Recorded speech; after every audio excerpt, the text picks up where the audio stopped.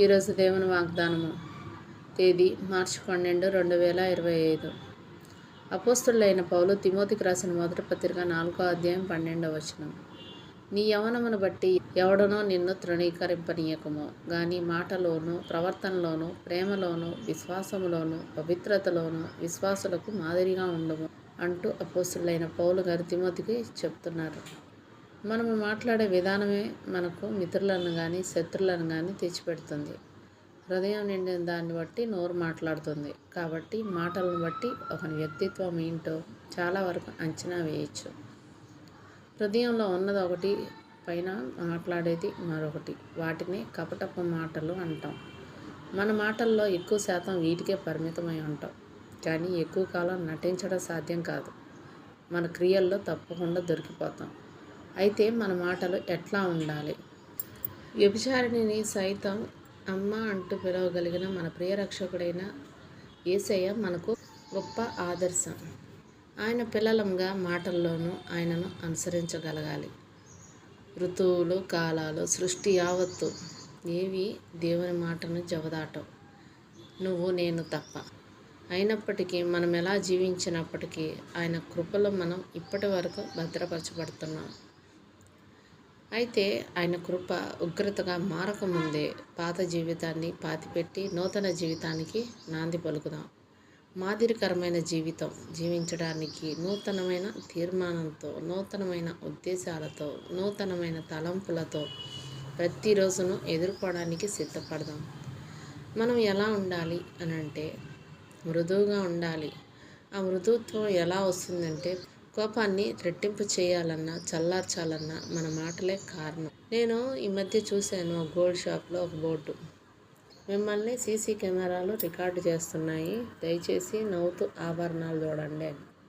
దానిలో ఒక కఠినమైన హెచ్చరిక కనిపించింది. ఒళ్ళు దగ్గర పెట్టుకొని చూడండి, ఏదైనా పర్సులో వేసుకుంటే మీ పరువు కాస్త పోలీస్ స్టేషన్లో కలిసిపోతుంది అని.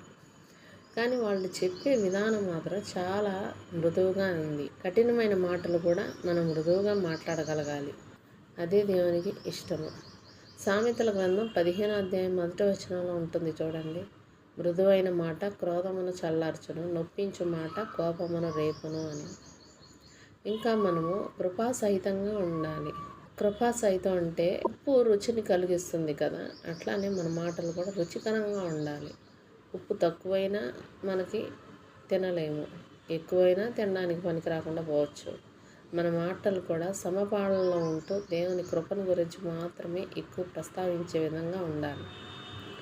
అపోస్తలుడైన పౌలు కొలసీయులకు రాసిన పత్రిక 4వ అధ్యాయం 6వ వచనంలో ప్రతి మనుష్యునికి ఎలాగూ ప్రత్యుత్తరం ఇయ్యవలెనో అది మీరు తెలుసుకొనుటకై మీ సంభాషణ ఉప్పు వేసినట్లు ఎల్లప్పుడూ రుచిగలదిగాను కృపాసహితంగాను ఉండనీయుడి అంటున్నాడు పౌలు గారు. ఇంకా క్షేమకరంగా ఉండాలి. దుర్భాషలు మాట్లాడడానికి వీల్లేదు. నోటికి ఏది వస్తే అది వాగేస్తూ ఉంటాం. నేనైనా అంతే. అట్లాంటి మాటలు కత్తులతో పని లేకుండా ఎదుటివారిని హత్య చేసి మనల్ని హంతకుల జాబితాలో చేర్చేస్తాయంట. యోహాను రాసిన మొదటి పత్రిక 3వ అధ్యాయం 15వ వచనంలో తన సహోదరుని ద్వేషించేవాడు నరహంతకుడు అని రాయబడి ఉంటుంది. మన మాటలు వినేవారికి క్షేమమును, ఆదరణ కలిగించేటట్టు ఉండాలి. అపోస్తలుడైన పౌలు ఎఫెసీయులకు రాసిన పత్రిక 4వ అధ్యాయం 29వ వచనంలో కూడా ఒక మాట ఉంటుంది. వినువారికి మేలు కలుగునట్లు అవసరమును బట్టి క్షేమాభివృద్ధికరమైన అనుకూల వచనమే పలుకుడి, కానీ దుర్భాష ఏదైనాను మీ నోట రానీయకుడి అని. ఇంకా దేవుడు మనల్ని ఇంతవరకు కాచి కాపాడుతున్నందుకు మనం ఆయనపై కృతజ్ఞతతో కూడినవై ఉండాలి.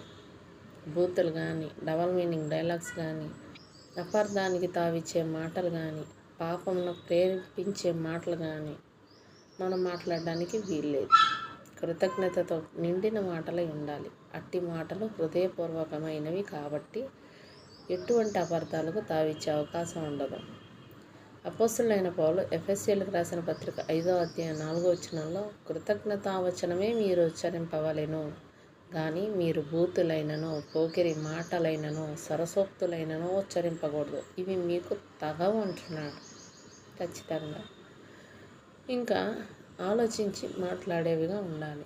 మనం మాట్లాడడంలో చాలా నిదానంగా ఉండాలి. వినేదానిలో ఎక్కువ ఆసక్తి చూపించాలి. ఎక్కువ మాట్లాడేవాళ్ళు తప్పకుండా అనవసరమైన మాటలు, తప్పు మాటలు, ఇతరులకు హాని కలిగించే మాటలు మాట్లాడడానికి చాలా ఎక్కువ అవకాశాలు ఉన్నాయి. సామెతల గ్రంథం 10వ అధ్యాయం 19వ వచనంలో విస్తారమైన మాటల్లో దోషముండక మానదంటున్నాడు. అదే సమయంలో వినవలసింది వారు వినలేక, విషయం అర్థం కాక సమస్యలు కూడా కొని తెచ్చుకుంటారు. అందుకే యాకోబు పత్రిక 1వ అధ్యాయం 19వ వచనంలో మాట్లాడుటకు నిదానించువాడనై ఉండవలెను అంటూ లేఖనం సెలవిస్తుంది. ఇంకా మన మాటలు మనల్ని మనమే హెచ్చించుకునే స్థితిలో ఉంటాయి. తన పెదవులను మూసుకున్నవాడు బుద్ధిమంతుడు అంటున్నాడు పరిశుద్ధ గ్రంథంలో. ఆయనను హెచ్చించాలి, మనం తగ్గించబడాలి. దేవుడు ఆకాశమందు ఉన్నాడు, మనం భూమి మీద ఉన్నాం. కాబట్టి మన మాటలు కొద్దిగానే ఉండాలి. ప్రసంగి గ్రంథకర్త అంటాడు 5వ అధ్యాయం 2వ వచనంలో, దేవుడు ఆకాశమందు ఉన్నాడు, నీవు భూమి మీద ఉన్నావు, కావున నీ మాటలు కొద్దిగా ఉండవలనని. దేవుని పిల్లలంగా మన మాటలు ఎట్లా ఉన్నాయి? ఇకనైనా దేవుడిచ్చిన ఈ వాగ్దానాన్ని, ఆయన హెచ్చరికను తీసుకొని మన నోరు అదుపులో పెట్టుకొని ఆయనకి కృతజ్ఞతాస్తుతులు తెలుపుకుందాం. ఆయనకి ఇష్టమైన రీతిలో జీవిద్దాం. అట్టి కృప మనకి దేవుడు అనుగ్రహించునుగాక. ఆమేన్. దేవుడు తన పరిశుద్ధ వాక్యాన్ని మన వెనుకడి యందు దీవించునుగాక. ఆమేన్.